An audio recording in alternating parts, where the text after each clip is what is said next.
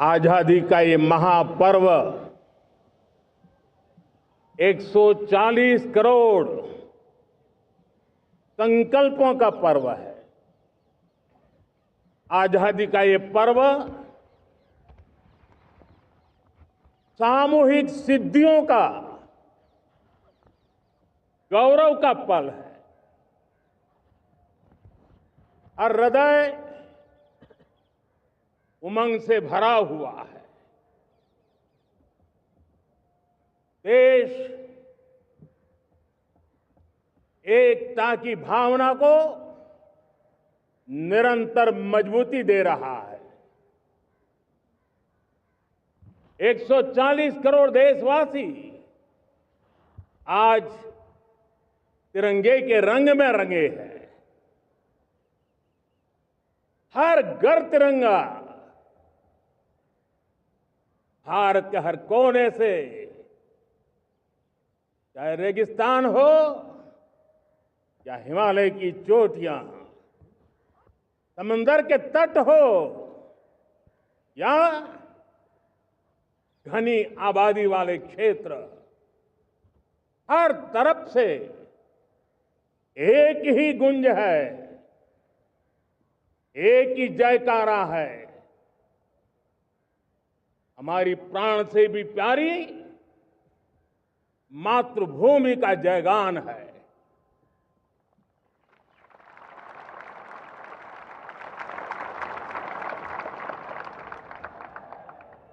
मेरे प्यारे देशवासियों, सन 47 में अनंत संभावनाओं के साथ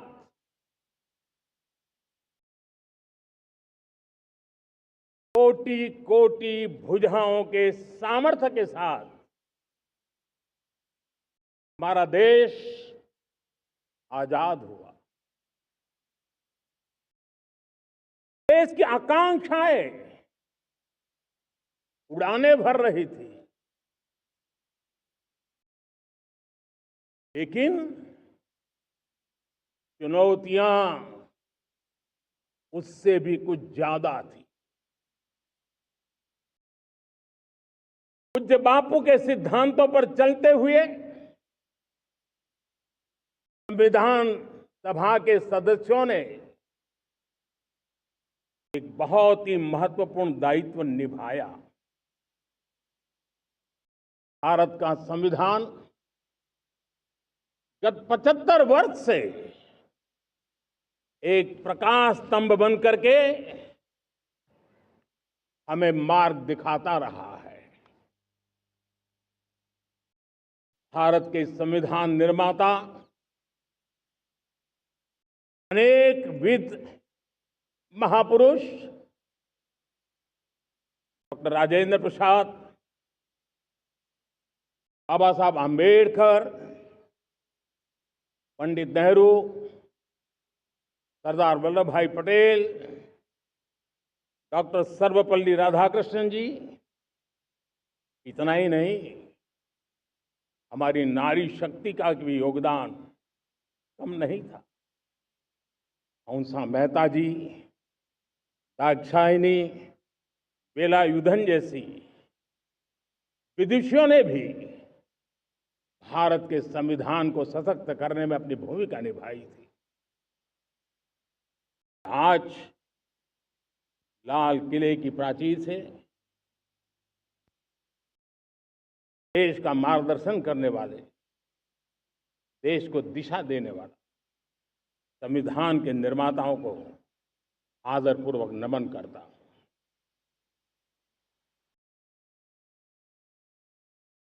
मेरे प्यारे देशवासियों, हम आज डॉक्टर श्यामा प्रसाद मुखर्जी की 125वीं जयंती भी मना रहे हैं। डॉक्टर श्यामा प्रसाद मुखर्जी भारत के संविधान के लिए बलिदान देने वाले देश के पहले महापुरुष थे। संविधान के लिए बलिदान, धारा 370 की दीवार गिराकर एक देश एक संविधान के मंत्र को जब हमने साकार किया तो हमने डॉक्टर श्यामा प्रसाद मुखर्जी को सच्ची श्रद्धांजलि दी। लाल किले पर आज कई विशेष महानुभाव उपस्थित हैं। दूर सुदूर गांव के पंचायतों के सदस्य हैं, ड्रोन दीदी के प्रतिनिधि हैं, लखपति दीदी की प्रतिनिधि हैं, खेल जगत से जुड़े लोग हैं, राष्ट्र जीवन में कुछ न कुछ देने वाले यहां महानुभाव उपस्थित हैं। एक प्रकार से यहां मेरी आंखों के सामने मैं लघु भारत के दर्शन कर रहा हूं और टेक्नोलॉजी के माध्यम से विशाल भारत के साथ भी आज लाल किला जुड़ा हुआ है। मैं आजादी के इस महापर्व पर देशवासियों का, विश्व भर में फैलाए हुए भारत प्रेमियों का, हमारे मित्रों का हृदय से बहुत बहुत अभिनंदन करता हूं। साथियों, प्रकृति हम सब की परीक्षा ले रही है।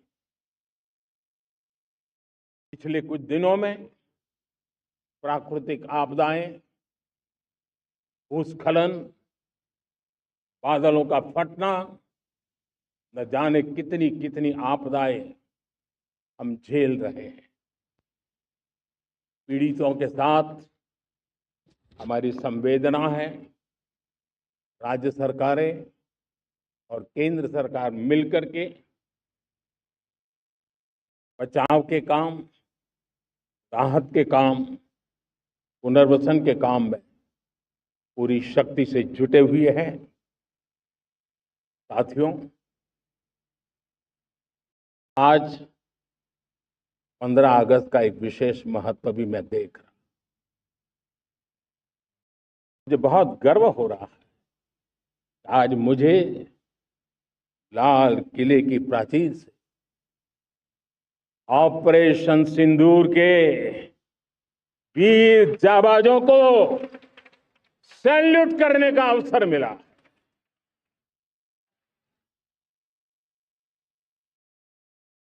हमारे वीर जाबाज सैनिकों ने दुश्मनों को उनकी कल्पना से परे सजा दी।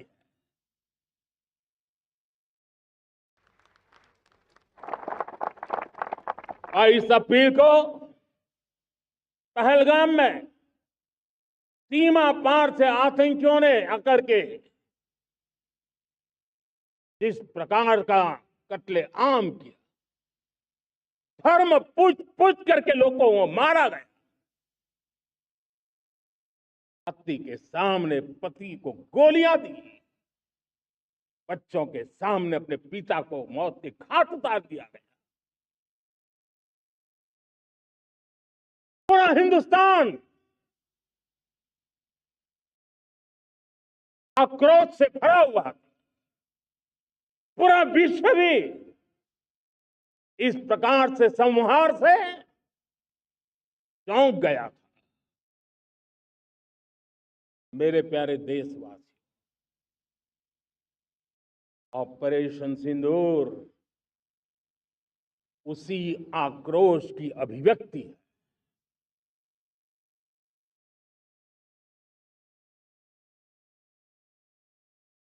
22 तारीख के बाद हमने हमारे सेना को खुली छूट दे दी। रणनीति वो तय करे, लक्ष्य वो तय करे, समय भी वो चुने। और हमारी सेना ने वो करके दिखाया जो कई दशकों तक कभी हुआ नहीं था। सैकड़ों किलोमीटर दुश्मन की धरती पर घुस करके आतंकी हेडक्वार्टर्स को मिट्टी में मिला दिया, आतंकी इमारतों को खंडहर बना दिया।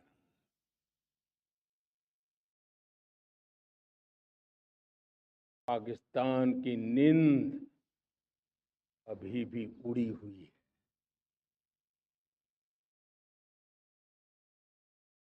पाकिस्तान में हुई तबाही इतनी बड़ी है कि रोज नए नए खुलासे हो रहे हैं, नई नई जानकारियां आ रही हैं। मेरे प्यारे देशवासियों, हमारा देश कई दशकों से आतंक को झेलता है। देश के सीने को छलनी कर दिया गया है। अब हमने एक न्यू नॉर्मल प्रस्थापित किया। आतंक को और आतंकी को पालने पोसने वालों को,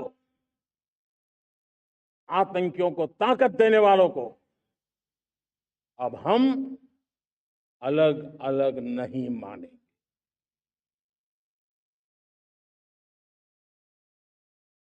वो मानवता के समान दुश्मन है, उनके बीच कोई फर्क नहीं। भारत ने तय कर लिया है कि न्यूक्लियर की धमकियों को अब हम सहने वाले नहीं हैं। न्यूक्लियर ब्लैकमेल लंबे अरसे से चला है, अब वो ब्लैकमेल नहीं सहा जाएगा।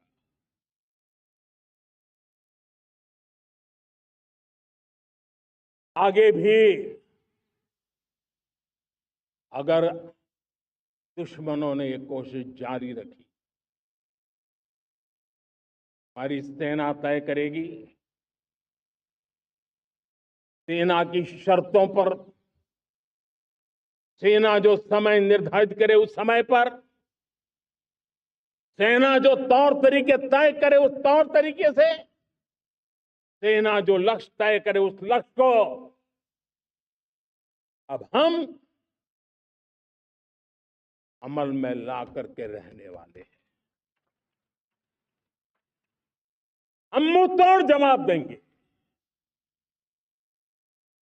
मेरे प्यारे देशवासियों,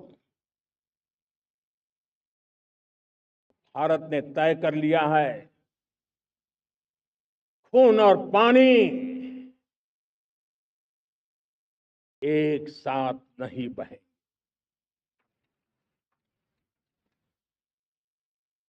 अब देशवासियों को भली भांति पता चला है कि सिंधु का समझौता कितना अन्यायपूर्ण है, कितना एक तरफा है। भारत से निकलती नदियों का पानी दुश्मनों के खेत को सींच रहा है और मेरे देश के किसान, मेरे देश की धरती पानी के बिना प्यासी है।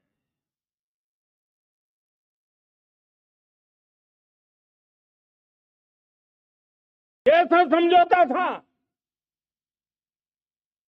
जिसने पिछले 7 दशक से मेरे देश के किसानों का अकल्पनीय नुकसान किया।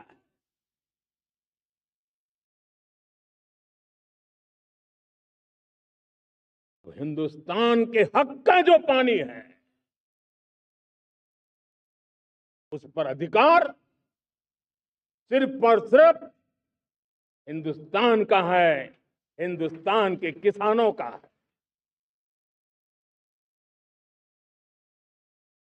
भारत कतई सिंधु समझौते को, उस स्वरूप को दशकों तक सहा है, उस स्वरूप को आगे नहीं सहा जाए। किसान हित में, राष्ट्र हित में ये समझौता हमें मंजूर नहीं है। मेरे प्यारे देशवासियों, आजादी के लिए असंख्य लोगों ने बलिदान दी, अपनी जवानी खपा दी, जेलों में जिंदगी गुजारी, फांसी के तख्त पर डट के, कुछ लेने पाने बनने के लिए नहीं, मां भारती के स्वाभिमान के लिए, कोटि कोटि जनों की आजादी के लिए, गुलामी की जंजीरों को तोड़ने के लिए। और मन में एक ही भाव था, स्वाभिमान। साथियों, गुलामी ने हमें निर्धन बना दिया, गुलामी ने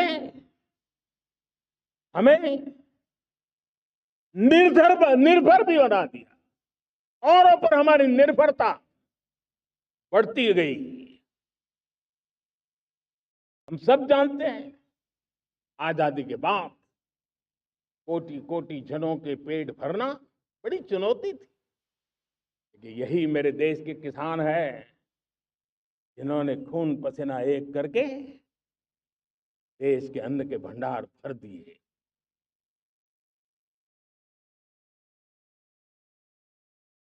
अनाज के संबंध में देश को आत्मनिर्भर बना दिया।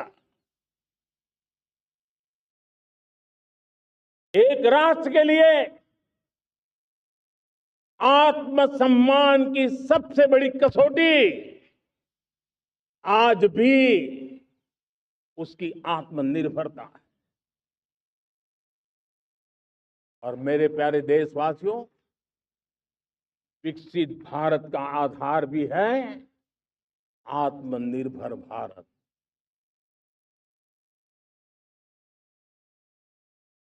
जो दूसरों पर ज्यादा निर्भर रहता है, उसकी आजादी पर उतना ही बड़ा प्रश्न चिन्ह लग जाता है। और दुर्भाग्य तो तब बन जाता है जब निर्भरता की आदत लग जाए, पता ही ना चले हम कब आत्मनिर्भरता छोड़ रहे हैं और कब किसी के निर्भर हो जाते हैं। ये आदत खतरे से खाली नहीं है और इसलिए प्रतिपल जागरूक रहना पड़ता है आत्मनिर्भर होने के लिए। और मेरे प्यारे देशवासियों, आत्मनिर्भरता का नाता सिर्फ आयात और निर्यात, रुपये, पैसे, पाउंड, डॉलर यहां तक सीमित नहीं है। इतना सीमित अर्थ उसका नहीं है। आत्मनिर्भरता का नाता हमारे सामर्थ्य से जुड़ा हुआ। और जब आत्मनिर्भरता खत्म होने लगती है तो सामर्थ्य भी निरंतर क्षीण होता जाता है। और इसलिए हमारे सामर्थ्य को बचाए रखने, बनाए रखने और बढ़ाए रखने के लिए आत्मनिर्भर होना बहुत अनिवार्य है। साथियों, हमने ऑपरेशन सिंदूर में देखा मेड इन इंडिया की कमाल क्या थी। दुश्मन को पता तक न चला कि कौन से शस्त्रास्त्र है, ये कौन सा सामर्थ्य है जो पलक भर में उनको नष्ट कर रहा है। सोचिए, अगर हम आत्मनिर्भर होते न होते तो क्या ऑपरेशन सिंदूर इतनी त्वरित गति से हम कर पाते? पता नहीं कौन सप्लाई देगा नहीं देगा, साजो सामान मिलेगा नहीं मिलेगा, इसी की चिंता बनी रहती। लेकिन हमें मेड इन इंडिया की शक्ति हमारे हाथ में थी, सेना के हाथ में थी। इसलिए बिना चिंता, बिना रुकावट, बिना हिचकिचाहट हमारी सेना अपना पराक्रम करती रही। और ये पिछले 10 साल से लगातार डिफेंस के क्षेत्र में आत्मनिर्भरता पर हम एक मिशन लेकर के चले, उसके नतीजे आज नजर आ रहे हैं। साथियों, मैं एक और विषय पर आपका ध्यान आकर्षित करना चाहता हूं। बात से कोई इनकार नहीं कर सकता कि 21वीं सदी टेक्नोलॉजी ड्रिवन सेंचुरी है। और जब टेक्नोलॉजी ड्रिवन है और इतिहास की तरफ नजर करें तो पता है, इतिहास गवाह है, जिन जिन देशों ने टेक्नोलॉजी में महारत हासिल की, वो देश विकास की ऊंचाइयों को पार कर गए, शिखर पर पहुंच गए। आर्थिक शक्ति नए पैमाने पर पहुंचती गई। हम जब टेक्नोलॉजी के अलग अलग आयामों की बात करते हैं तो मैं आपका ध्यान आकर्षित करता हूं सेमीकंडक्टर। उदाहरण के तौर पर बताता हूं, मैं यहां लाल किले से किसी सरकार की आलोचना करने के लिए खड़ा नहीं हुआ और नहीं मैं करना चाहता, लेकिन देश की युवा पीढ़ी को जानकारी होना भी उतना जरूरी है। हमारे देश में 50-60 साल पहले सेमीकंडक्टर को लेकर के फाइलें शुरू हुई। 50-60 साल पहले फैक्ट्री का विचार चालू हुआ। आप मेरे नौजवानों जानकर के हैरान हो जाएंगे, आज सेमीकंडक्टर जो पूरी दुनिया की एक ताकत बन गया है, 50-60 साल पहले वो विचार,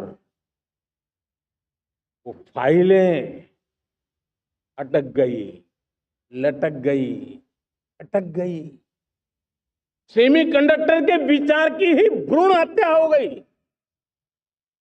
50-60 साल गवा दी। हमारे बाद कई देश सेमीकंडक्टर में आज महारत हासिल करके दुनिया में अपनी ताकत को प्रस्थापित कर। साथियों, आज हमने उस बोझ से मुक्त होकर के मिशन मोड में सेमीकंडक्टर के काम को आगे बढ़ा। 6 अलग अलग सेमीकंडक्टर के यूनिट्स जमीन पर उतर रहे हैं। 4 नए यूनिट्स को हमने ऑलरेडी हरी झंडी दिखा दी है, ग्रीन सिग्नल दे दिया। देशवासियों और मेरे खास करके नौजवानों और विश्व भर में भारत की टेक्नोलॉजी की ताकत को समझने वाले लोगों को भी कहना चाहूंगा, इसी वर्ष के अंत तक मेड इन इंडिया, भारत की बनी हुई, भारत में बनी हुई, भारत के लोगों द्वारा बनी हुई मेड इन इंडिया चिप्स बाजार में आ जाए।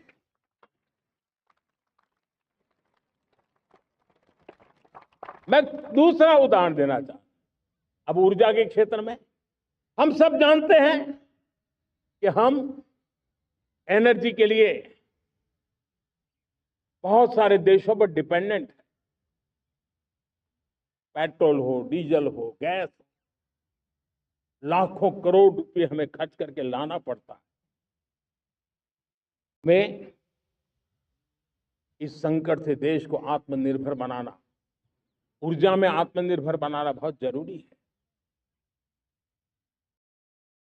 हमने बीड़ा उठाया और आज 11 वर्ष में सोलर एनर्जी 30 गुना बढ़ चुकी है। हम नए नए डैम बना रहे हैं ताकि हाइड्रो का विस्तार हो और हमें क्लीन एनर्जी की उपलब्ध हो।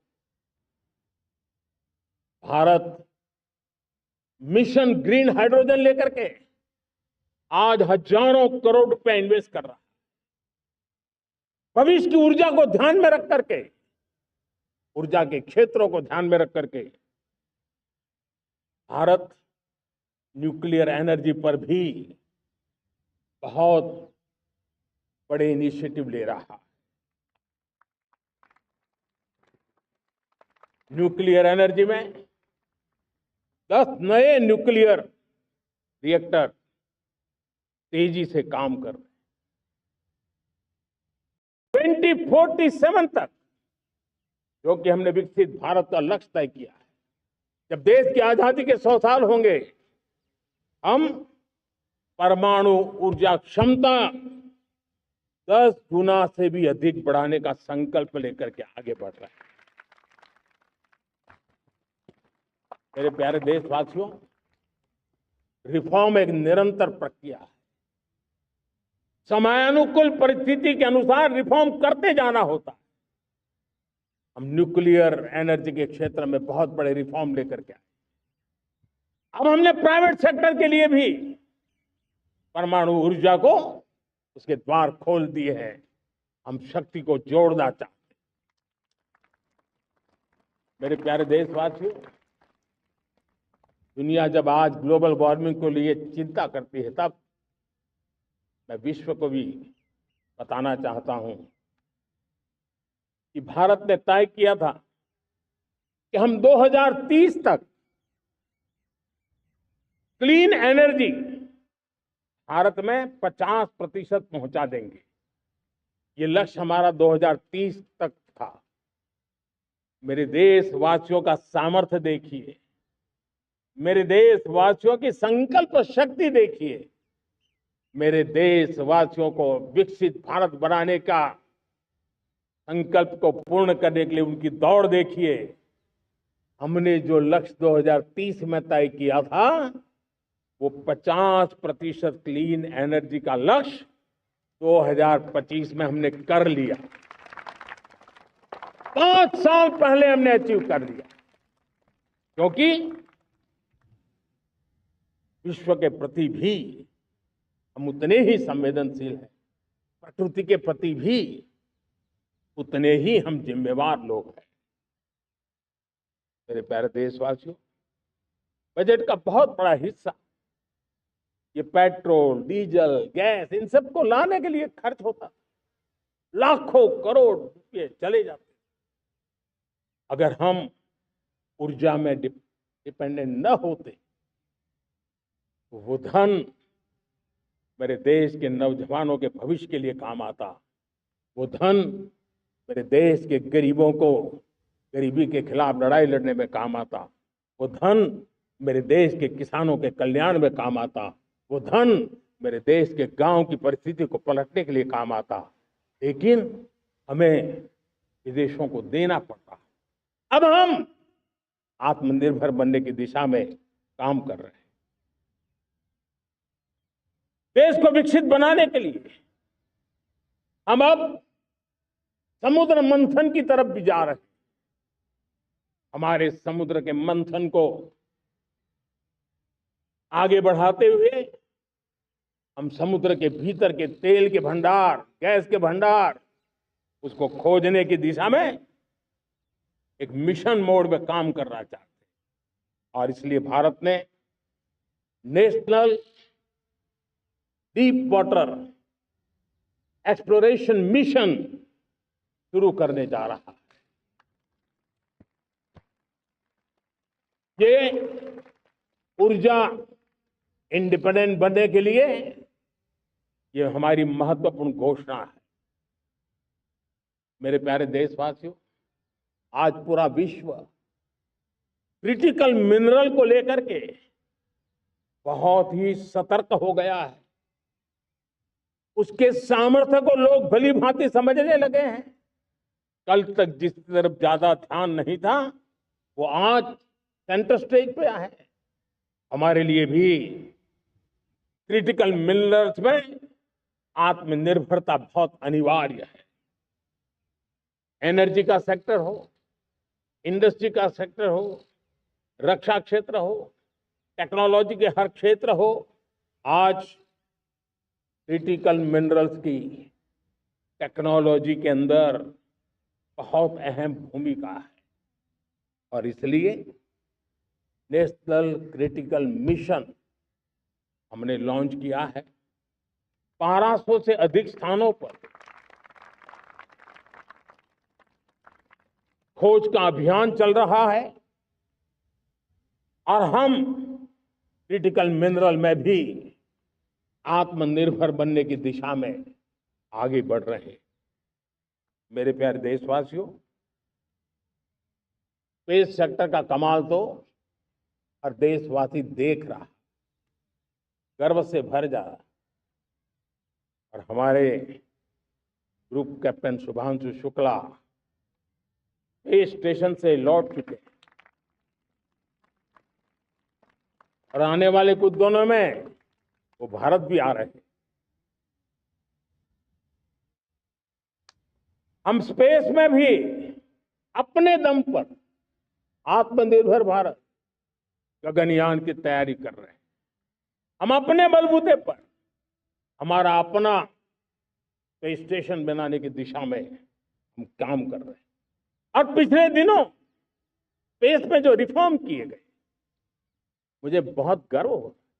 मेरे देश के 300 से ज्यादा स्टार्टअप्स आप सिर्फ और सिर्फ स्पेस सेक्टर में काम कर रहे हैं और उन 300 स्टार्टअप में हजारों नौजवान पूरे सामर्थ्य के साथ जुटे हैं। ये है मेरे देश के नौजवानों की ताकत और ये है हमारे देश के नौजवानों के प्रति विश्वास। मेरे प्यारे देशवासियों, 140 करोड़ भारतवासी 2047 में जब आजादी के 100 साल होंगे, विकसित भारत के संकल्प को परिपूर्ण करने के लिए पूरी ताकत से जुटे हैं। इस संकल्प की पूर्ति के लिए भारत आज हर सेक्टर में आधुनिक इकोसिस्टम तैयार कर रहा है और आधुनिक इकोसिस्टम हर क्षेत्र में हमारे देश को आत्मनिर्भर बनाएगा। आज मेरा लाल किले की प्राचीर से मेरे देश के युवा वैज्ञानिकों को, मेरे टैलेंटेड यूथ को, मेरे इंजीनियर्स को और प्रोफेशनल्स को और सरकार के हर विभागों को भी मेरा आह्वान है, क्या हमारा अपना made in India fighter jets के लिए जेट इंजन हमारा होना चाहिए कि नहीं?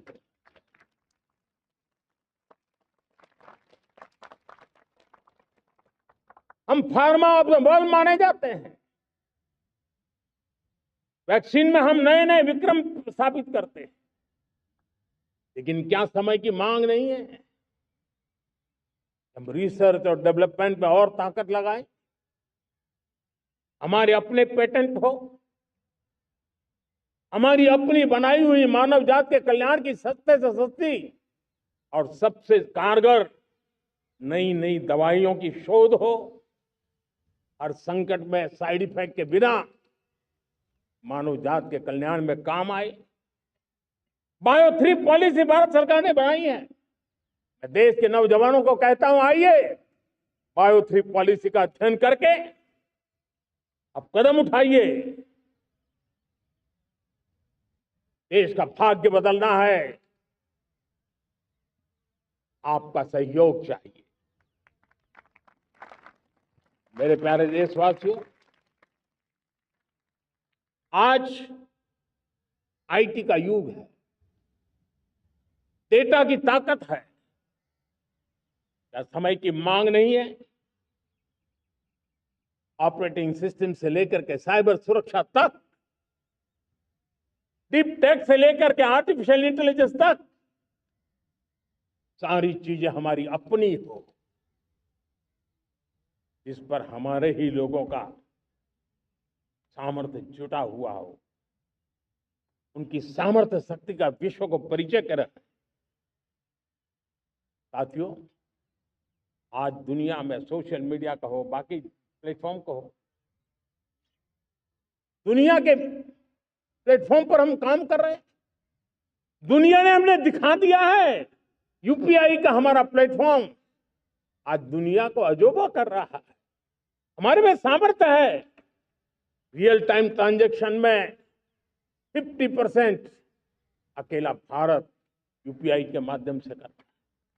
इसका मतलब की ताकत है। क्रिएटिव वर्ल्ड हो, सोशल मीडिया हो, ये जितने भी प्लेटफॉर्म्स हैं, मेरे देश के नौजवानों में चुनौती करता हूं आपको, आइए हमारे अपने प्लेटफॉर्म क्यों ना हो, हम क्यों दूसरों पर निर्भर रहे, क्यों भारत का धन बाहर जाए।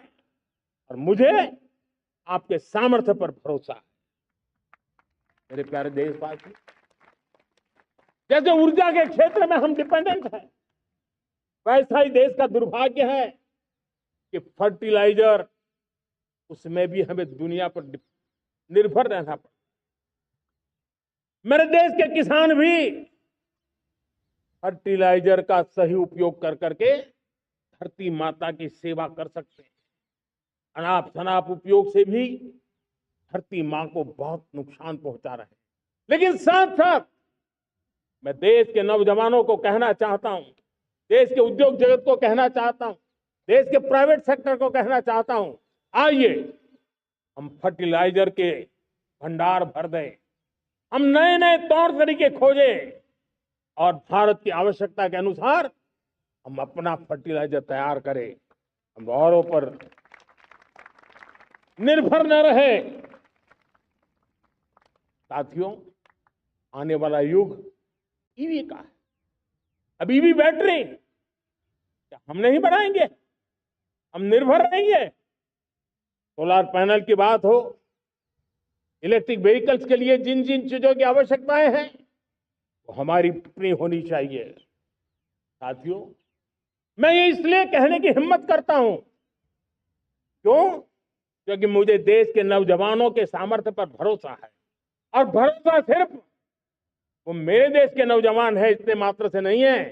कोविड के समय हम बहुत सारी चीजों पर निर्भर थे। मेरे देश के नौजवानों को कहा गया कि वैक्सीन हमारी अपनी चाहिए, देश ने करके दिखाया।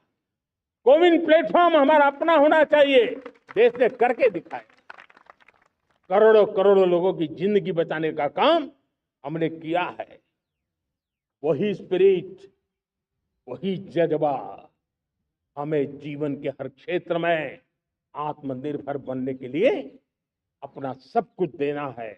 अपना जो बेस्ट है वो हमें दे करके रहना है। साथियों, पिछले 11 साल एंटरप्रेन्योरशिप, उद्यमशीलता बहुत बड़ी ताकत थी।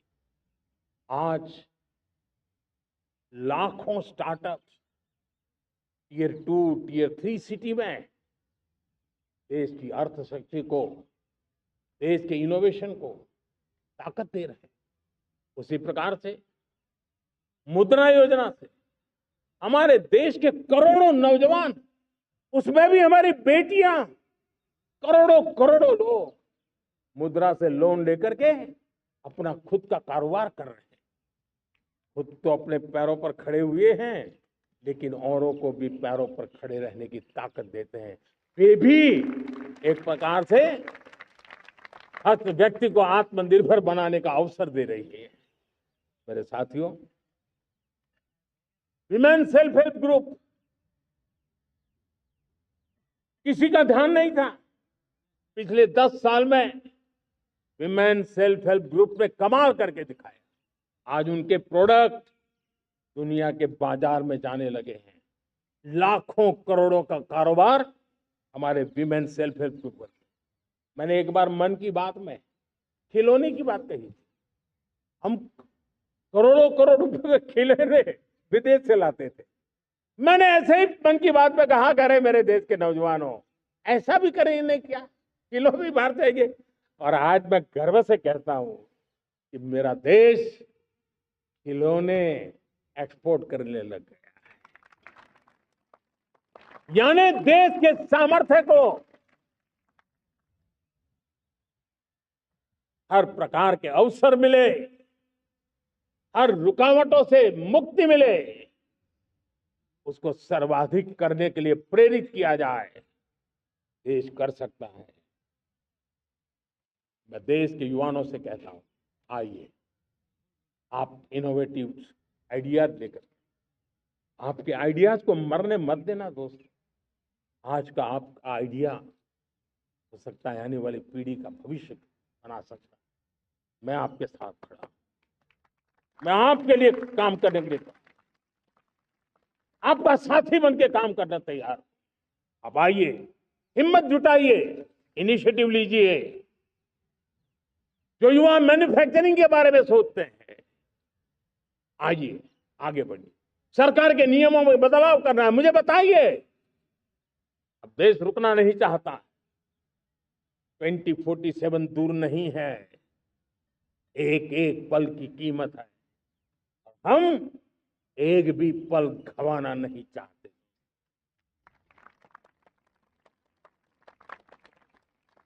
साथियों, ये आगे बढ़ने का अवसर है, बड़े सपने देखने का अवसर, संकल्प के लिए समर्पित होने का अवसर है। जब सरकार आपके साथ है और मैं स्वयं आपके साथ, तब हम नया इतिहास बना सकते हैं। साथियों, आज नेशनल मैन्युफैक्चरिंग मिशन पर बहुत तेजी से काम हो रहा है। हमारे एमएसएमई, उसका लोहा दुनिया मानती है।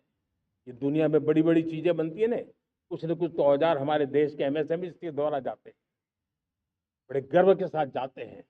लेकिन हम कॉम्प्रिहेंसिव इंटीग्रेटेड विकास की राह पर जाना चाहते हैं, और इसलिए उनकी शक्ति बढ़े।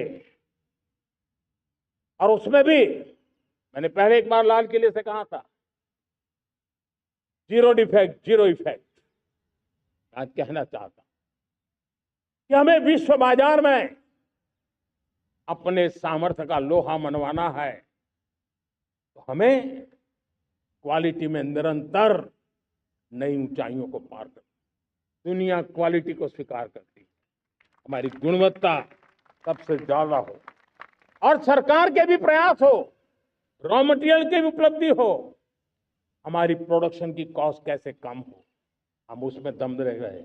और साथियों, हम सभी जो उत्पादन के क्षेत्र में लगे हैं, उन सबका मंत्र होना चाहिए, दाम कम लेकिन दम ज्यादा। हमारी हर प्रोडक्ट का दम ज्यादा हो लेकिन दाम कम हो। इस भाव को लेकर के हमें आगे बढ़ना है। मेरे प्यारे देशवासियों, आजादी के लिए अनगिनत लोगों ने बलिदान दिए। मैंने पहले भी कहा, जमानी खपा दी, फांसी पे लटक गए। क्यों? स्वतंत्र भारत के 75-100 साल पहले का वो कालखंड याद कीजिए। पूरा देश स्वतंत्र भारत के मंत्र को लेकर के जीता था। आज समय की मांग है, स्वतंत्र भारत का मंत्र लेकर के जीने वालों ने हमें स्वतंत्र भारत दिया। आज 140 करोड़ देशवासियों का एक ही मंत्र होना चाहिए, समृद्ध भारत। अगर कोटि कोटि लोगों के बलिदान से स्वतंत्र भारत हो सकता है, तो कोटि कोटि लोगों के संकल्प से, पुरुषार्थ से, आत्मनिर्भर बनने से, वोकल फॉर लोकल की बात करने से, स्वदेशी का मंत्र को जापने से समृद्ध भारत भी बन सकता है। वो पीढ़ी स्वतंत्र भारत के लिए खप गई थी, ये पीढ़ी समृद्ध भारत के लिए नए कदम उठाए, यही समय की मांग है। और इसलिए मैं आज बार बार आग्रह करता हूं और मैं देश के सभी इन्फ्लुएंसर्स को कहना चाहता हूं, इस मंत्र को आगे बढ़ाने में मेरी मदद कीजिए।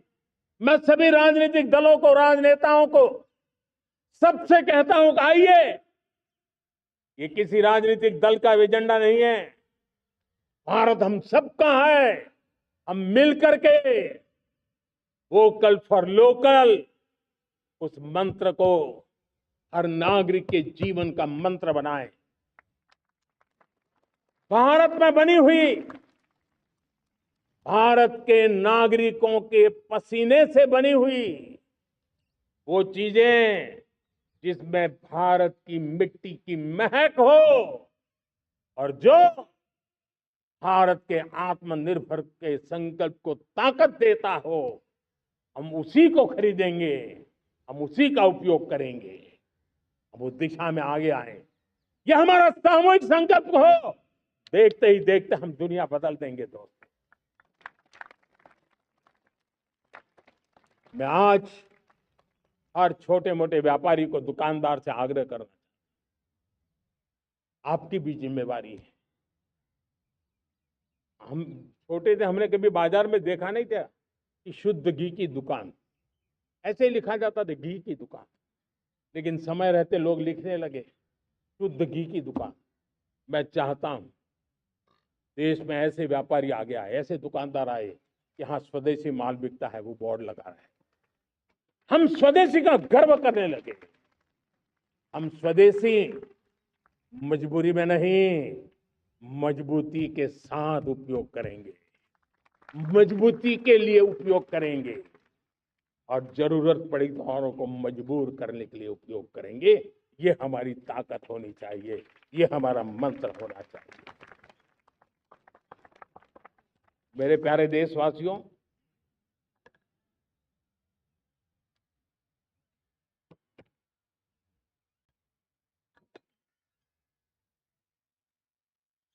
मुझे बहुत लंबे समय से सरकार में काम करने का अवसर मिला। मैंने कई सारे उतार चढ़ाव देखे हैं। सरकारों की मुसीबतों से भी मैं परिचित हूं, व्यवस्थाओं की मर्यादाओं से भी परिचित हूं। लेकिन उसके बावजूद भी हमारी जिम्मेवारी है कि हम किसी की लकीर को छोटी करने में अपनी ताकत बर्बाद न करें। मैं बड़े अनुभव से कहता हूं, किसी दूसरे की लकीर छोटी करने के लिए अपनी ऊर्जा हमें नहीं खपानी। हमें पूरी ऊर्जा के साथ हमारी लकीर को लंबा करना।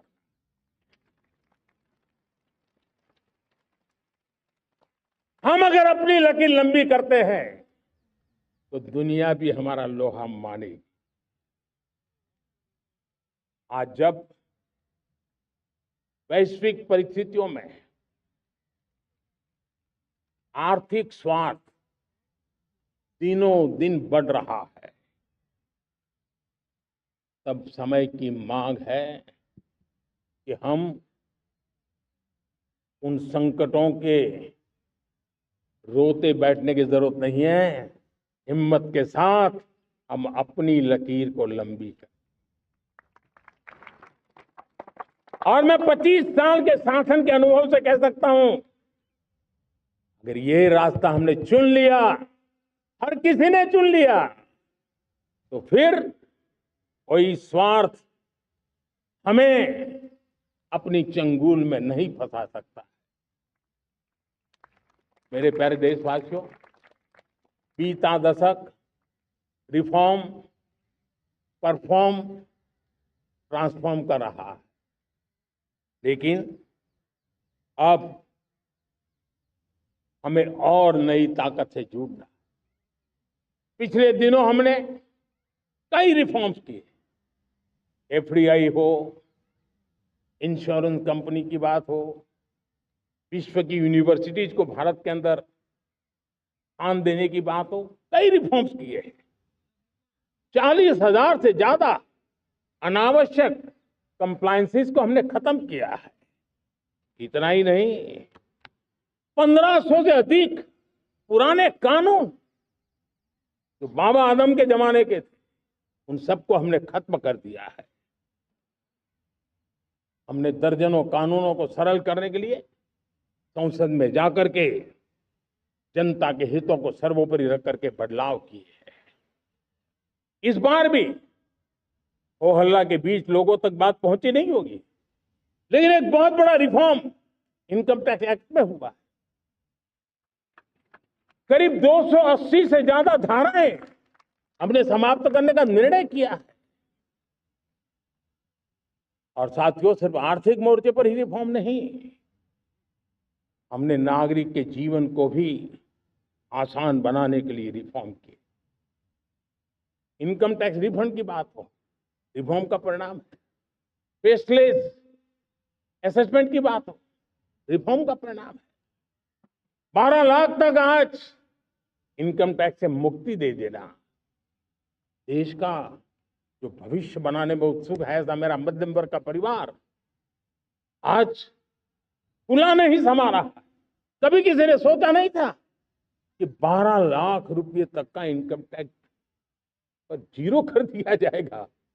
आज कर लिया है। जब देश का सामर्थ्य बढ़ता है तो देशवासियों को लाभ।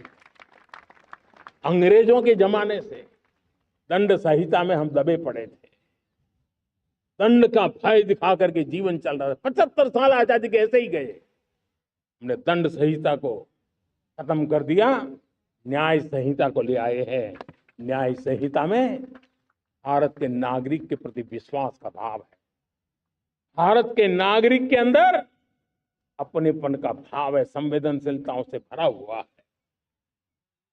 हमने रिफॉर्म की यात्रा को तेज करने के लिए बीड़ा उठाया। हम बहुत तेजी से आगे बढ़ना चाहते हैं। मैं चाहता हूं देशवासियों, देश के लिए कर रहा हूं, मैं मेरे लिए नहीं कर रहा, किसी का बुरा करने के लिए नहीं कर रहा हूं।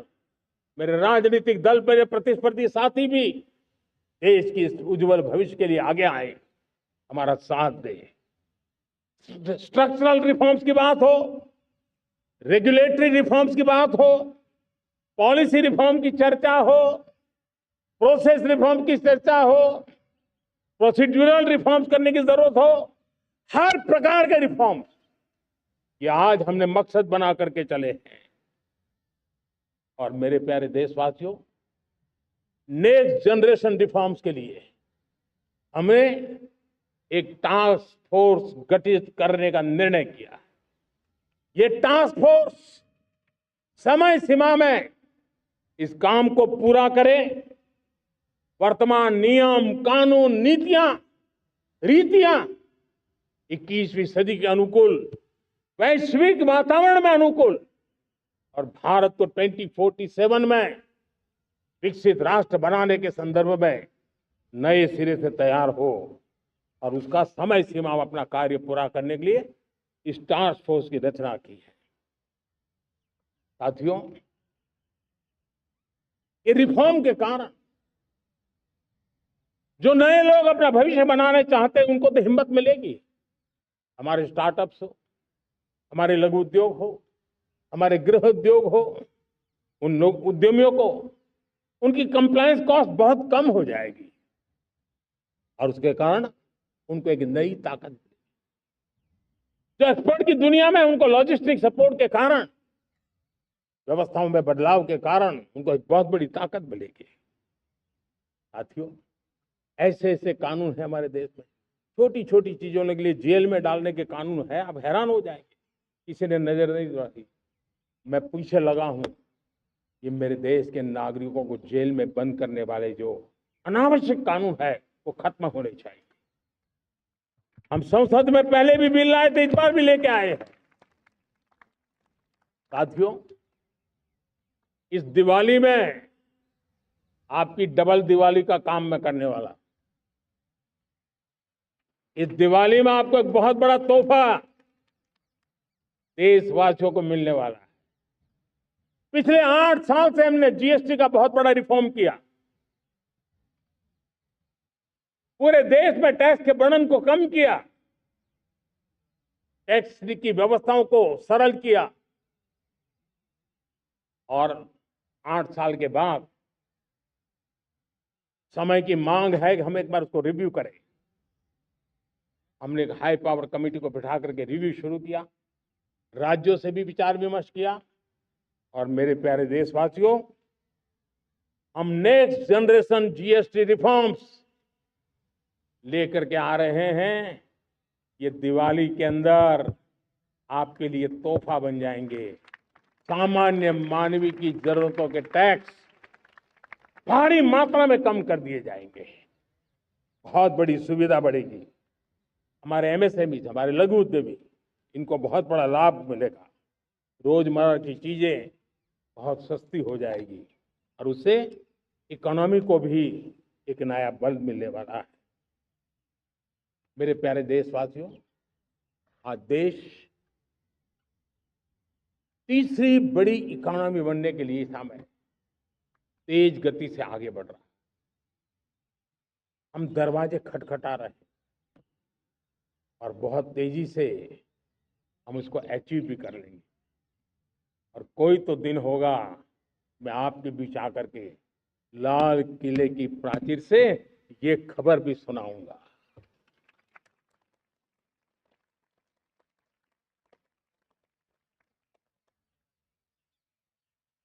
आज भारत की अर्थव्यवस्था और आर्थिक स्थिति को पूरी दुनिया आश्वस्त है। इतनी अस्थिरता के बीच आशा की किरण बना हुआ है भारत का फाइनेंशियल डिसिप्लिन, भारत की फाइनेंस की ऊर्जा। संकट के घेरे में जब अर्थव्यवस्था पड़ी हुई है, तब भारत ही उसे बाहर निकलेगा, ये भरोसा दुनिया में पनपा है। आज इन्फ्लेशन कंट्रोल में है, फॉरेन एक्सचेंज रिजर्व हमारे बहुत मजबूत है, हमारे मैक्रो इकोनॉमिक इंडिकेटर्स बहुत मजबूत है। ग्लोबल रेटिंग एजेंसी भी लगातार भारत की सराहना करती हैं। भारत की अर्थव्यवस्था पर ज्यादा से ज्यादा विश्वास व्यक्त कर रही है। ये बढ़ती हुई अर्थव्यवस्था का लाभ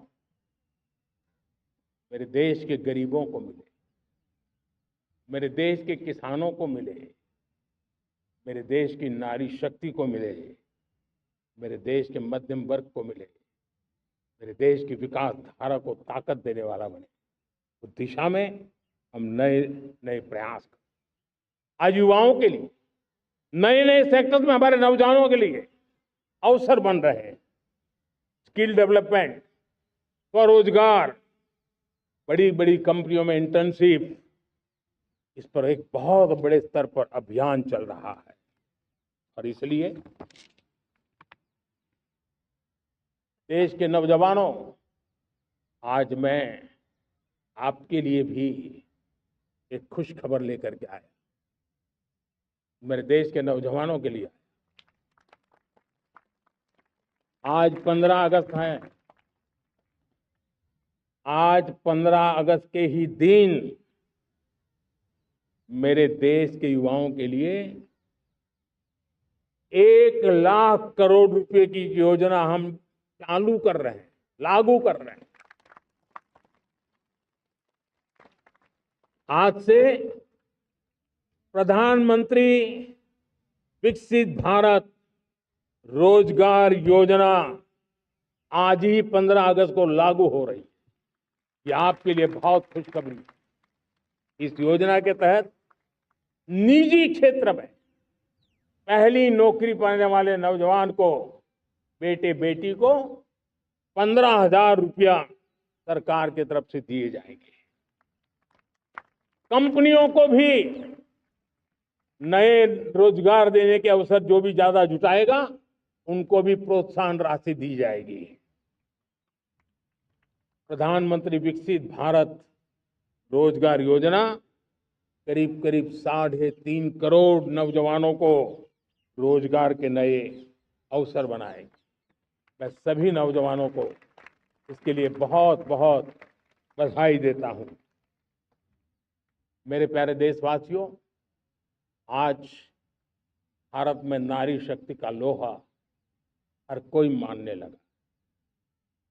बढ़ती इकोनॉमी की लाभार्थी हमारी नारी है, लेकिन बढ़ती इकोनॉमी को गति देने में भी हमारी नारी का बहुत बड़ा योगदान भी, हमारी मातृशक्ति का योगदान, हमारी स्त्री शक्ति का योगदान है। स्टार्टअप से लेकर स्पेस सेक्टर तक हमारी बेटियां छाई हुई हैं, खेल के मैदान में छाई हुई हैं, फौज में चमक रही है। आज गर्व के साथ नारी कंधे से कंधा मिलाकर के देश की विकास यात्रा में भागीदार हो। देश गर्व से भर गया जब एनडीए की विमेन कैडेट्स उनका पहला पास आउट हुआ था। पूरा देश गर्व से भर गया था। सारे टीवी चैनल उसी के पीछे लगे हुए थे। कितने बड़े गौरव की पल थी। Self help group, 10 crore self help group की बहनें क्या कमाल कर रही है। नमो ड्रोन दीदी नारी शक्ति की एक नई पहचान बनी। गांव में मुझे एक बहन मिली, वो कहती मुझे अब तो गांव वाले पायलट कह करके बुलाते, बड़े गर्व से कह रहे। ज्यादा पढ़ी लिखी नहीं थी, लेकिन उसका रतबा पैदा हुआ। साथियों, हमने 3 करोड़ महिलाओं को लखपति दीदी बनाने का संकल्प लिया। 3 करोड़।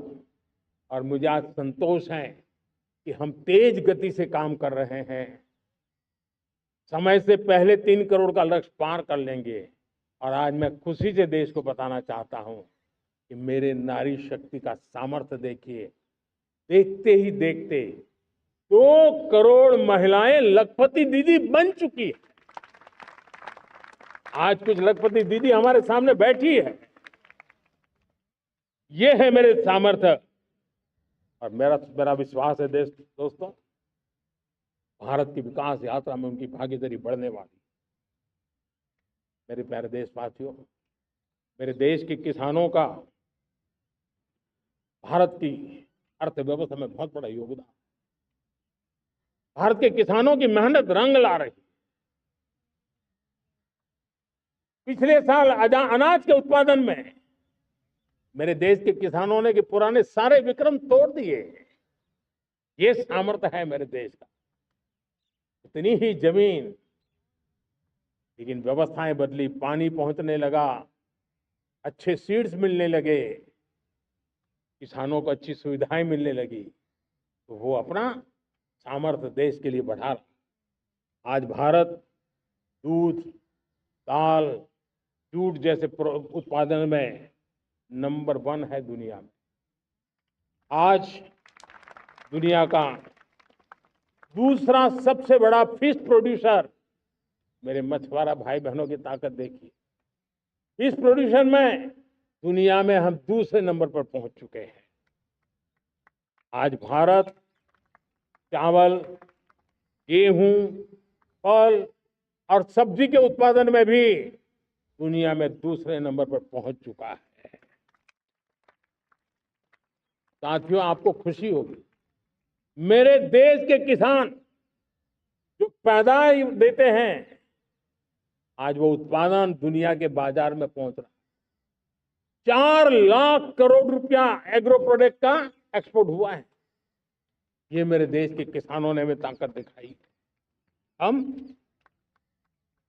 छोटे किसान हो, पशुपालक हो, मछुआरे हो, देश के विकास की अनेक योजनाओं का लाभ आज हम उन तक पहुंचा रहे हैं। पीएम किसान सम्मान निधि हो, रेन वाटर हार्वेस्टिंग हो, सिंचाई की योजनाएं हो, क्वालिटी सीड्स हो, फर्टिलाइजर की आवश्यकता हो, हर क्षेत्र में आज और किसान को एक भरोसा हो गया है फसल बीमा का। वो साहसिक बना रहा, उसका परिणाम भी देश को मिल रहा है। जो पहले कल्पना की बात थी, आज हकीकत बन गई है। देशवासियों, हमारे देश के पशुधन को बचाने, हमें कोविड की वैक्सीन मुफ्त में मिली वो तो याद है, लेकिन हम पशुधन के लिए भी अब तक 125 डोज मुफ्त में पशुओं को लगा चुके हैं। फूट एंड माउथ डिसीज से मुक्ति पाने के लिए, जो हमारा यहाँ उत्तर भारत में उसे खुरपका मुंहपका बीमारी कहते हैं, उसे बचाने के लिए 125 करोड़ डोज हम लगा चुके हैं और मुफ्त में लगा चुके हैं। हम खेती के मामले में देश के वो जिले जहां के किसान औरों से पीछे रह गए, किसी न किसी कारण से 100 जिले ऐसे जहां अपेक्षाकृत कम खेती है, और इसलिए हमने 100 जिले आइडेंटिफाई किए पूरे देश में से, और वहां के किसानों को एम्पावर करना, किसानों को शक्ति देना, किसानों को मदद करने का एक अभियान चलाया है। और इसके लिए पीएम धन धान्य कृषि योजना का आरंभ किया है। पीएम धन धान्य कृषि योजना वो देश के 100 जिले जहां थोड़ी सी भी मदद कर देंगे तो वहां का किसान भी भारत के अन्य किसानों की बराबरी कर देगा। मेरे प्यारे देशवासियों, भारत के किसान, भारत के पशुपालक, भारत के मछुआरे, ये हमारी सबसे बड़ी प्राथमिकता है। भारत के किसान, भारत के मछुआरे, भारत के पशुपालक, उनसे जुड़ी किसी भी अहितकारी नीति के आगे मोदी दीवार बन के खड़ा है।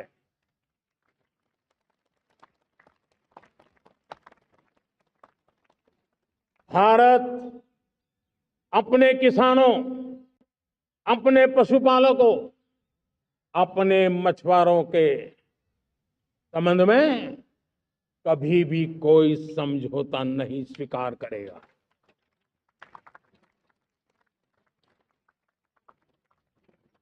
प्यारे देशवासियों, गरीबी क्या होती है मुझे किताबों में पढ़ना नहीं पड़ा, मैं जानता, सरकार में भी रहा हूं, और इसलिए मेरी कोशिश रही है कि सरकार फाइलों में नहीं होनी चाहिए। सरकार देश के नागरिकों की लाइफ में होनी चाहिए। दलित हो, पीड़ित हो, शोषित हो, वंचित हो, उनके लिए सकारात्मक रूप से सरकारें प्रोएक्टिव हो, सरकारें प्रो पीपल हो, उस दिशा में हम निरंतर प्रयास कर रहे हैं। समाज के हर जरूरत व्यक्ति के लिए, कुछ लोगों को लगता है कि सरकार की योजनाएं पहले भी आती थी, नहीं, हम सरकार की योजनाओं को जमीन पर उतार, सैचुरेशन पर बल देते हैं, और सामाजिक न्याय का अगर कोई सच्चा एजुकेशन है तो सैचुरेशन में है, जिसमें कोई हकदार छूटे नहीं, हकदार के घर तक सरकार जाए और उसे अपना हक की चीजें मिले, उसके लिए हम काम कर रहे हैं। जनधन अकाउंट जब खोले गए ना, वो सिर्फ बैंक का अकाउंट था ऐसा नहीं है, उसे एक स्वाभिमान मिला था कि बैंक के दरवाजे मेरे लिए भी खुलते हैं, मैं भी बैंक के दरवाजे में जाकर के टेबल पे हाथ रख करके बात कर सकता हूं। ये विश्वास हमने जगाया है। आयुष्मान भारत ने बीमारी को सहने की आदत से मुक्ति दिलाने का और उनको अच्छे स्वास्थ्य के लिए मदद करने का काम, और जब हम वरिष्ठ नागरिकों को 5 लाख रुपए से ज्यादा मदद कर करके उनके आरोग्य की चिंता करते हैं, आज पीएम आवास, 4 करोड़ गरीबों को घर मिलना मतलब जिंदगी के नए सपने वहां सजते हैं। वो सिर्फ 4 दीवारें नहीं है, रेहड़ी पटरी वालों के लिए पीएम स्वनिधि योजना, जो कभी ब्याज के चक्कर में फंसा रहता था, आज पीएम स्वनिधि से रेहड़ी पटरी वाला भी, और आपने देखा वो यूपीआई से पैसे लेता है, यूपीआई से पैसे देता है। ये बदलाव आखिरी व्यक्ति तक चिंता, लोगों की लाइफ में सरकार होनी चाहिए। उसी के कारण ये जमीन से जुड़ी योजनाएं बनती हैं, और जमीन से जुड़ी योजनाएं जमीन पर उतरती हैं, और जमीन से उतरी हुई योजनाएं जीवन में बदलाव लाने का एक सशक्त माध्यम बन जाती है। एक समय था, गरीब हो, पीड़ित हो, आदिवासी, वंचित हो, दिव्यांग हो, हमारी विधवा माताएं बहनें हो, अपने हक के लिए दर दर भटकते रहते थे। सरकारी दफ्तरों में चक्कर लगाते लगाते जिंदगी पूरी हो जाती। आज सरकार आपके दरवाजे पर आती है, सैचुरेशन के अप्रोच को लेकर के आती है, करोड़ों लाभार्थियों को सरकारी योजनाओं का लाभ मिल रहा है। डायरेक्ट बेनिफिट ट्रांसफर एक बहुत बड़ा क्रांतिकारी काम हुआ है। साथियों, गरीबी हटाओ के नारे देश ने बहुत सुने हैं, लाल किले से भी सुने, और देश सुन करके थक गया था, और देश ने मान लिया था कि गरीबी हट नहीं सकती है। लेकिन जब हम योजनाओं को गरीब के घर तक ले जाते हैं, विश्वास को गरीब के मन में हम पैदा करते हैं, तो मेरे देश के 25 करोड़ गरीब गरीबी को परास्त कर करके, गरीबी से बाहर निकल करके एक नया इतिहास बनाते हैं। आज 10 करोड़ गरीब, 10 वर्ष में 25 करोड़ से ज्यादा गरीब गरीबी को परास्त कर करके गरीबी से बाहर निकले, और एक नियो मिडिल क्लास तैयार हुआ है।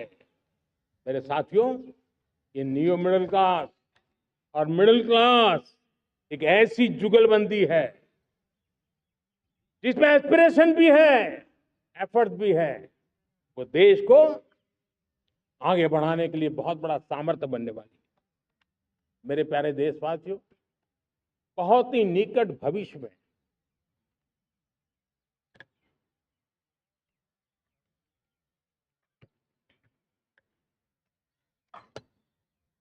मेरे प्यारे देशवासियों, बहुत ही निकट भविष्य में महान समाज सुधारक महात्मा ज्योतिबा फुले जी की 200वीं जयंती आ रही है। हम उस जयंती के समारोह शुरू करने जा रहे हैं, और महात्मा ज्योतिबा फुले के सिद्धांत, उन्होंने जो मंत्र दिए, उसमें हमारे लिए प्रेरणा है।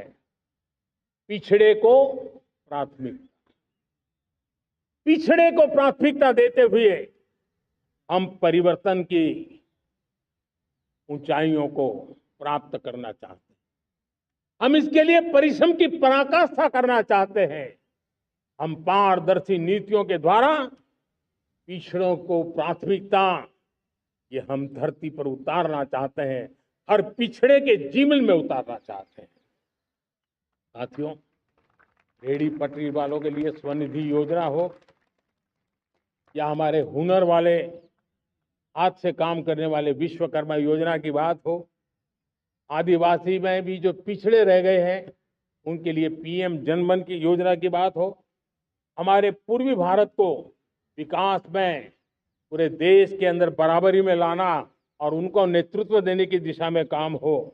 हम सिर्फ समाज पिछड़े हो उनकी चिंता तक अटकने वाले नहीं है। जो क्षेत्र पिछड़े हैं उनको भी हम प्राथमिकता देना चाहते हैं। जो जिले पिछड़े रहे हैं हम उनको प्राथमिकता देना चाहते हैं। जो ब्लॉक पिछड़े रहे हैं उनको प्राथमिकता देना चाहते हैं। हमने 100 एस्पिरेशनल डिस्ट्रिक्ट, 500 एस्पिरेशनल ब्लॉक, उसी मिशन में काम किया है। हमने पूर्वी भारत के विकास के लिए हजारों करोड़ रुपए के इंफ्रास्ट्रक्चर के प्रोजेक्ट को बल दिया है। हमने पूर्वी भारत के जीवन को बदल करके देश की विकास यात्रा में भागीदार बनने का। मेरे प्यारे देशवासियों, जीवन हर क्षेत्र में विकास होना चाहिए। विकास के लिए खेल का भी महत्व होता है। और मुझे खुशी है कि एक जमाना था जहाँ बच्चे खेल में अगर समय लगाते हैं तो माँ बाप ज्यादा पसंद नहीं करते थे। आज एकदम से उलट गया है। अगर बच्चे खेल कूद में आगे आगे आते हैं, रुचि लेते हैं, तो माँ बाप गर्व से भर जाते हैं। मैं इसे एक शुभ संकेत मानता हूं। मेरे देश के परिवार के अंदर खेल को प्रोत्साहन का वातावरण मैं देखता हूं, मेरा मन गर्व से भर जाता है। मैं इसे देश के भविष्य के लिए बहुत शुभ संकेत मानता हूं। और साथियों, इस खेल को बढ़ावा देने के लिए हमने नेशनल स्पोर्ट्स पॉलिसी, कई दशकों के बाद हम देश में खेलो भारत नीति को लेकर के आए हैं, ताकि एक खेल जगत का सर्वांगीण विकास का प्रयास हो।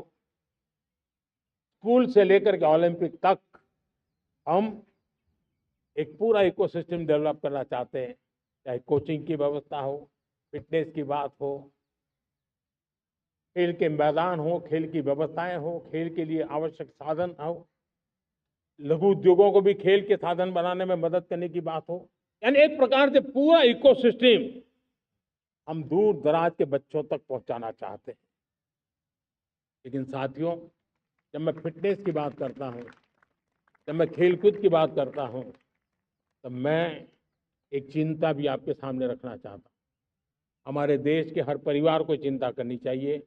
मोटापा हमारे देश के लिए बहुत बड़ा संकट बनता जा रहा है।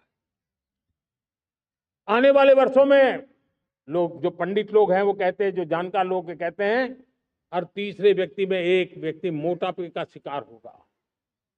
हमें मोटापे से बचना है, ओबेसिटी से बचना है।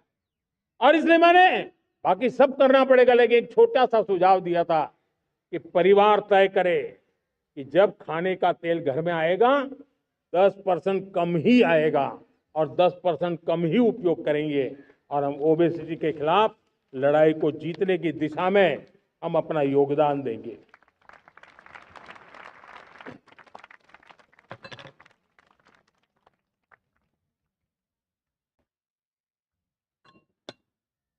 मेरे प्यारे देशवासियों, हमारा देश भाग्यवान है। हजारों साल की विरासत के हम धनी हैं, और वो हमें निरंतर ऊर्जा मिलती है, प्रेरणा मिलती है, त्याग और तपस्या की राह मिलती है। आज गुरु तेग बहादुर, यह वर्ष गुरु तेग बहादुर जी का 350वां शहीदी वर्ष है। देश की संस्कृति की रक्षा, भारत के मूल्यों की रक्षा के लिए उन्होंने अपना सब कुछ न्योछावर कर दिया। मैं आज उनको नमन करता हूं। साथियों, हमारी संस्कृति की ताकत हमारी विविधता है। हम विविधता को सेलिब्रेट करना चाहते हैं। हम विविधता को सेलिब्रेट करने की आदत बनाना चाहते हैं। यह हमारा गौरव है कि हमारा भारत माँ का यह बगीचा कितने विविध प्रकार के फूलों से सजा हुआ है, कितनी विविधताएं हैं। ये विविधता हमारे लिए एक बहुत बड़ा, हमारी विरासत है, बहुत बड़ा गौरव है। हमने प्रयागराज के महाकुंभ में देखा भारत की विविधता को कैसे जिया जाता है। एक स्थान पर करोड़ों लोग, एक ही भाव, एक ही प्राण, एक ही प्रयास, दुनिया के लिए बहुत बड़ा अजूबा है।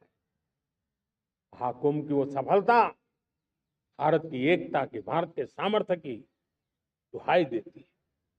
साथियों, हमारा देश भाषाओं की विविधता से बहुत ही भरा हुआ है, पुलकित है।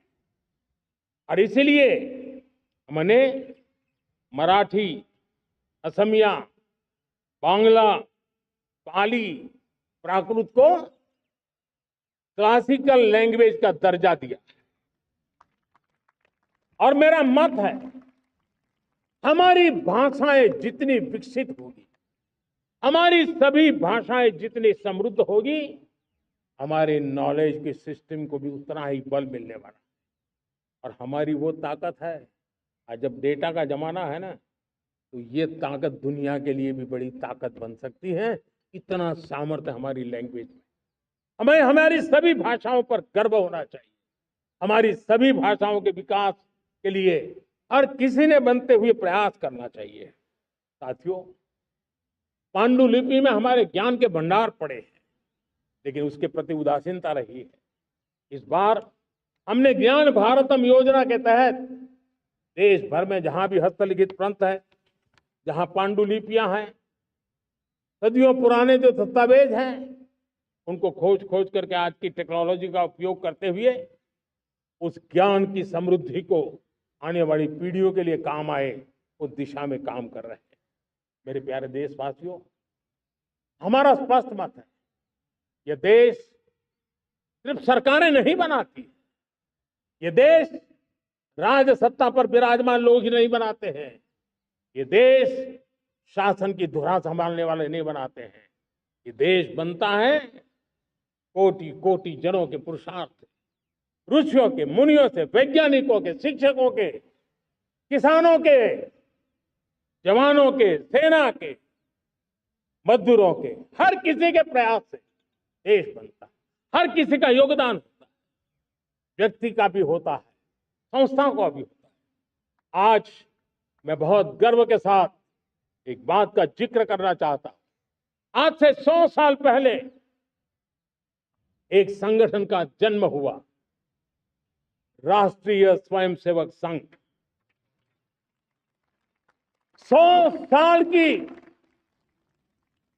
राष्ट्र की सेवा एक बहुत ही गौरवपूर्ण स्वर्णिम पृष्ठ है। व्यक्ति निर्माण से राष्ट्र निर्माण के संकल्प को लेकर के 100 साल तक मां भारती का कल्याण का लक्ष्य लेकर के लक्षावधि स्वयंसेवकों ने मातृभूमि के कल्याण के लिए अपना जीवन समर्पित किया। सेवा, समर्पण, संगठन और अप्रतिम अनुशासन, ये जिसकी पहचान रही है, ऐसा राष्ट्रीय स्वयंसेवक संघ दुनिया का ये सबसे बड़ा एनजीओ है। एक प्रकार से 100 साल का उसका समर्पण का इतिहास है। आज लाल किले की प्राचीर से 100 साल की इस राष्ट्र सेवा की यात्रा में योगदान करने वाले सभी स्वयंसेवकों को आदरपूर्वक स्मरण करता हूं और देश गर्व करता है राष्ट्रीय स्वयंसेवक संघ की इस 100 साल की भव्य समर्पित यात्रा को, और हमें प्रेरणा देता रहेगा। मेरे प्यारे देशवासियों, हम समृद्धि की ओर जा रहे हैं, लेकिन समृद्धि का रास्ता सुरक्षा से गुजरता है। पिछले 11 वर्षों में राष्ट्र सुरक्षा, राष्ट्र रक्षा, राष्ट्र के नागरिकों की रक्षा, इन सभी मोर्चों पर हमने पूरे समर्पण भाव से काम किया है। हम बदलाव लाने में सफल हुए। यह देश जानता है कि हमारे देश का बहुत बड़ा जनजातीय क्षेत्र नक्सलवाद की चपेट में, माओवाद की चपेट में पिछले कई दशकों से लहूलुहान हो चुका था। सबसे ज्यादा नुकसान मेरे आदिवासी परिवारों को हुआ। आदिवासी माताओं बहनों ने अपने सपने के होनहार बच्चों को खो दिया। नौजवान बेटे गलत रास्ते पर खींच लिए गए, भटकाए गए, उनकी जीवन को तबाह कर दिया गया। हमने फौलादी हाथ से काम लिया। एक समय था, कभी 125 से ज्यादा जिलों में नक्सलवाद अपनी जड़ें जमा चुका था। माओवाद की चंगुल में हमारे जनजातीय क्षेत्र, हमारे जनजातीय नौजवान फंसे हुए थे, और आज 125 जिलों में से कम होते होते हम 20 पर ले आए हैं। उन जनजातीय समाज की सबसे बड़ी हमने सेवा की। और आप देखिए, एक जमाना था जब बस्तर को याद करते ही माओवाद, नक्सलवाद, बम बंदूक की आवाज सुनाई देती। उसी बस्तर में माओवाद नक्सल से मुक्त होने के बाद जब बस्तर के नौजवान ओलंपिक करते हैं, हजारों नौजवान भारत माता की जय बोल करके खेल के मैदान में उतरते हैं, पूरा वातावरण उत्साह से भर जाता है। ये बदलाव देश देख रहा है। जो क्षेत्र कभी रेड कॉरिडोर के रूप में जाने जाते थे, वो आज विकास के ग्रीन कॉरिडोर बन रहे हैं।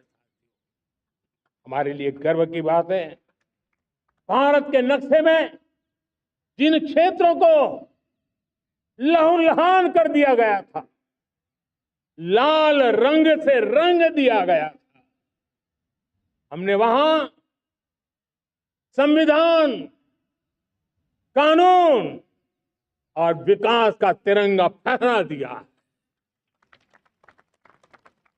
मेरे प्यारे देशवासियों,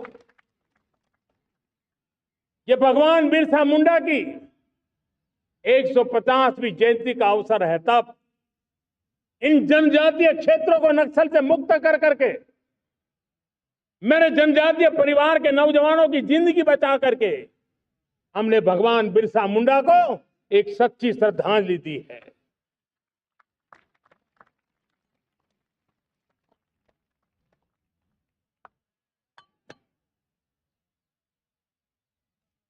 मेरे प्यारे देशवासियों,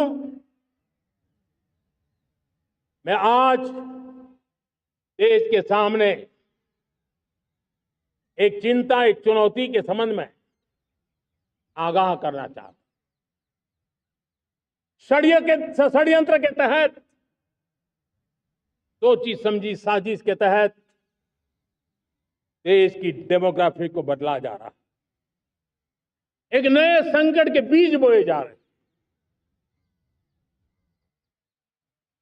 और ये घुसपैठिए मेरे देश के नौजवानों की रोजी रोटी छीन रहे हैं। एक घुसपैठिए मेरे देश की बहन बेटियों को निशाना बना रहे हैं। ये बर्दाश्त नहीं होगा। ये घुसपैठिए भोले भाले आदिवासियों को भ्रमित करके उनकी जमीनों पर कब्जा कर रहे हैं। ये देश सहन नहीं करेगा। और इसलिए मेरे प्यारे देशवासियों,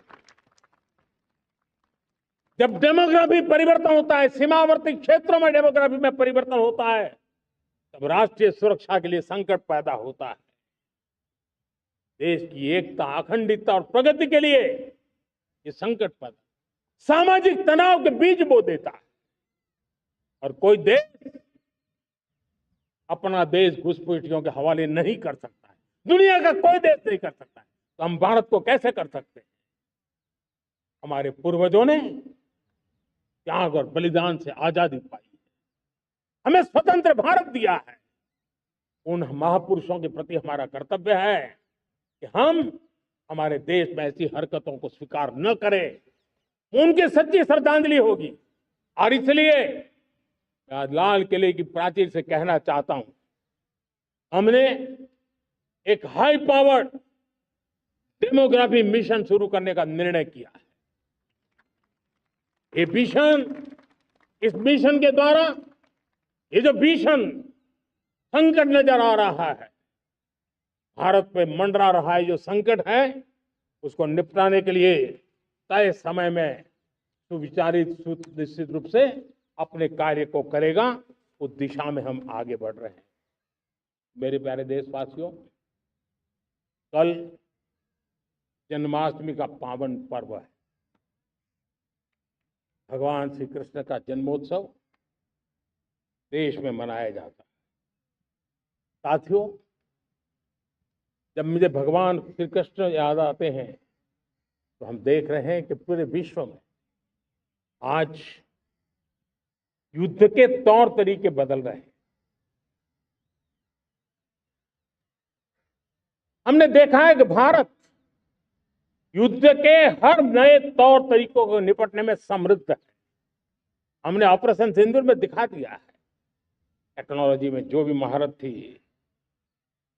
पाकिस्तान ने हमारे सैन्य ठिकानों पर, हमारे एयरबेस पर, हमारे संवेदनशील स्थानों पर, हमारे आस्था के केंद्रों पर, हमारे नागरिकों पर मिसाइल, ड्रोन अनगिनत मात्रा में उन्होंने वार किया। देश ने देखा है, लेकिन देश को सुरक्षित रखने के जो प्रयास पिछले 10 साल में हुए हैं, उस ताकत का परिणाम था कि उनके हर हमले को हमारे जाबाजों ने और हमारी टेक्नोलॉजी ने तिनके की तरह बिखेर दी।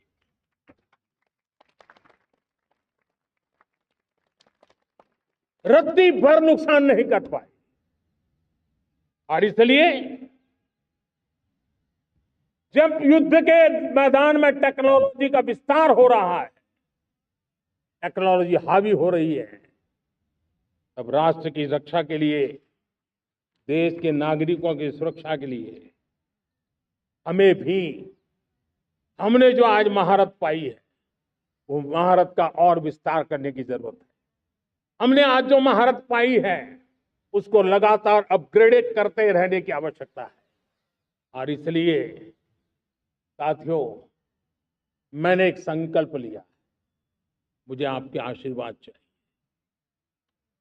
कोटि कोटि देशवासियों के आशीर्वाद चाहिए, क्योंकि समृद्धि कितनी ही क्यों न हो, अगर सुरक्षा के प्रति उदासीनता बरतते हैं तो समृद्धि भी किसी काम की नहीं रहती। और इसलिए सुरक्षा का महत्व बहुत बड़ा है। और इसलिए आज लाल किले की प्राचीर से कह रहा हूं, आने वाले 10 साल में 2035 तक राष्ट्र के सभी महत्वपूर्ण स्थलों, जिनमें सामरिक के साथ साथ सिविलियन क्षेत्र भी शामिल है, जैसे अस्पताल हो, रेलवे हो, जो भी आस्था के केंद्र हो,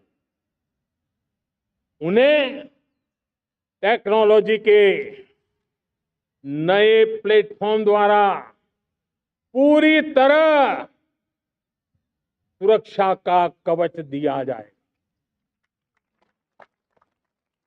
ये सुरक्षा का कवच लगातार विस्तार होता जाए, देश का हर नागरिक सुरक्षित महसूस करे, किसी भी प्रकार की टेक्नोलॉजी हम पर पार करने आ जाए, हमारी टेक्नोलॉजी उससे बेहतर सिद्ध हो।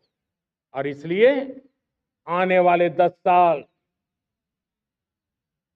2035 तक मैं ये राष्ट्रीय सुरक्षा कवच का विस्तार करना चाहता, मजबूती देना चाहता, आधुनिक बनाना चाहता। और इसलिए भगवान श्री कृष्ण से प्रेरणा पाकर के हमने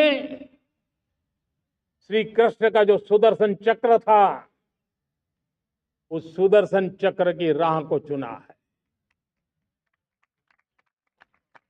आप में से बहुत लोगों को याद होगा, जब महाभारत की लड़ाई चल रही थी, श्री कृष्ण ने अपने सुदर्शन चक्र से सूर्य के प्रकाश को रोक दिया और दिन में ही अंधेरा कर दिया। सूर्य प्रकाश को सुदर्शन चक्र से रोक दिया था। और तब अर्जुन ने जो शपथ ली थी जयद्रथ का वध करने की, उस प्रतिज्ञा को अर्जुन पूर्ण कर पाए थे। वो सुदर्शन चक्र के पराक्रम और रणनीति का परिणाम।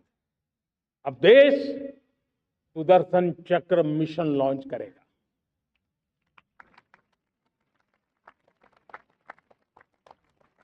ये मिशन सुदर्शन चक्र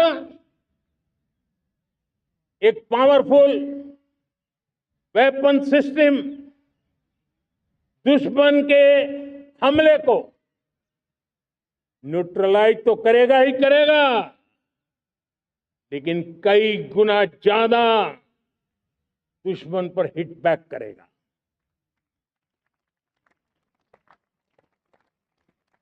हमने भारत के इस मिशन सुदर्शन चक्र के लिए कुछ मूलभूत बातें भी तय की है। आने वाले 10 सालों में हम उसको प्रखरता से आगे बढ़ाना चाहते हैं। एक तो ये पूरी आधुनिक सिस्टम, इसके लिए रिसर्च, डेवलपमेंट, उसकी मैन्युफैक्चरिंग हमारे देश में ही हो, हमारे देश के नौजवानों के टैलेंट से हो, हमारे देश के लोगों के द्वारा बनी। दूसरा, एक ऐसी व्यवस्था होगी जो वॉरफेयर के हिसाब से भविष्य में क्या क्या संभावनाएं हैं उसका हिसाब किताब लगा करके +1 की स्ट्रेटेजी वर्कआउट करेगी। और तीसरा, सुदर्शन चक्र की एक ताकत थी, वो बहुत ही प्रिसाइज, जहां जाना था वहीं जाता था और वापस श्री कृष्ण के पास लौट जाता। हम इस सुदर्शन चक्र के द्वारा भी टारगेटेड प्रिसाइज एक्शन के लिए भी व्यवस्था को विकसित करने की दिशा में आगे बढ़ेंगे। और इसलिए युद्ध के बदलते तौर तरीकों में राष्ट्र की सुरक्षा, नागरिकों की सुरक्षा के लिए मैं बड़े प्रतिबद्धता के साथ इस कार्य को आगे बढ़ाने के लिए वचन देता हूं। मेरे प्यारे देशवासियों, जब हम लोकतंत्र की बात करते हैं, स्वतंत्र भारत की बात करते हैं, तब हमारा संविधान हमारे लिए सर्वोच्च दीप स्तंभ होता है, हमारा प्रेरणा का केंद्र होता है। लेकिन आज से 50 साल पहले भारत के संविधान का गला घोंट दिया गया, भारत के संविधान के पीठ पे छुरा भोंक दिया गया, देश को जेल खाना बना दिया गया, आपातकाल लगा दिया गया था, इमरजेंसी थोप दी गई थी। इमरजेंसी के 50 साल हो रहे। देश की किसी भी पीढ़ी ने संविधान की हत्या के इस पाप को कभी भूलना नहीं चाहिए। संविधान की हत्या करने वाले पापियों को नहीं भूलना चाहिए। और हमें भारत के संविधान के प्रति अपने समर्पण को और मजबूती देते आगे बढ़ना चाहिए। वो हमारी प्रेरणा है। मेरे प्यारे देशवासियों, मैंने इसी लाल किले से पंच प्रण की बात कही थी। मैं आज लाल किले से फिर से एक बार मेरे देशवासियों का पुनः स्मरण जरूर करना चाहता हूं। विकसित भारत बनाने के लिए न हम रुकेंगे, न हम झुकेंगे। हम परिश्रम की पराकाष्ठा करते रहेंगे और अपनी आंखों के सामने 2047 में विकसित भारत बना करके रहेंगे। मेरे प्यारे देशवासियों, हमारा दूसरा प्रण है कि हम हमारे जीवन में, हमारी व्यवस्थाओं में, हमारे नियम कानून परंपराओं में गुलामी का एक भी कण अब बचने नहीं देंगे। हम हर प्रकार की गुलामी से मुक्ति पाकर के ही रहेंगे। मेरे प्यारे देशवासियों, हम अपनी विरासत पर गर्व करेंगे। हमारी पहचान का सबसे बड़ा आभूषण, सबसे बड़ा गहना, सबसे बड़ा मुकुटमणि हमारी विरासत है। हम विरासत का गर्व करेंगे। मेरे प्यारे देशवासियों, इन सब के लिए एकता, ये मंत्र सबसे बड़ा शक्तिशाली मंत्र है। और इसलिए एकता की डोर को कोई काट न सके, ये हमारा सामूहिक संकल्प होगा। मेरे प्यारे देशवासियों, मां भारती के प्रति कर्तव्य निभाना ये पूजा से कम नहीं है, तपस्या से कम नहीं है, आराधना से कम नहीं है। और उसी भाव से हम सब मातृभूमि के कल्याण के लिए परिश्रम की पराकाष्ठा करते हुए 2047 विकसित भारत के लक्ष्य को पार करने के लिए अपने आप को अपा देंगे, अपने आप को झोंक देंगे। जो भी सामर्थ्य है, कोई भी अवसर को छोड़ेंगे नहीं। इतना ही नहीं, नए अवसरों को निर्माण करेंगे और निर्मित करने के बाद हम 140 करोड़ देशवासियों के सामर्थ्य से आगे बढ़ते ही रहेंगे, बढ़ते ही रहेंगे, बढ़ते ही रहेंगे। मेरे प्यारे देशवासियों, हमें याद रखना है, 140 करोड़ देशवासियों को याद रखना है, परिश्रम में जो तपा है, परिश्रम में जो तपा है, उसने ही तो इतिहास रचा है। परिश्रम में जो तपा है, उसने ही तो इतिहास रचा है। जिसने फौलादी चट्टानों को तोड़ा है, जिसने फौलादी चट्टानों को तोड़ा है, उसने ही समय को मोड़ा है। जिसने फौलादी चट्टानों को तोड़ा है, उसने ही समय को मोड़ा है। और समय को मोड़ देने का भी, समय को मोड़ देने का भी यही समय है, सही समय है। मेरे प्यारे देशवासियों, एक बार फिर आप सबको आजादी के इस महान पर्व की अनेक अनेक शुभकामनाएं देता हूं, बहुत बहुत बधाई देता हूं। मेरे साथ बोलेंगे, जय हिंद, जय हिंद, जय हिंद। भारत माता की, भारत माता की, भारत माता की। वंदे, वंदे, वंदे। बहुत बहुत धन्यवाद।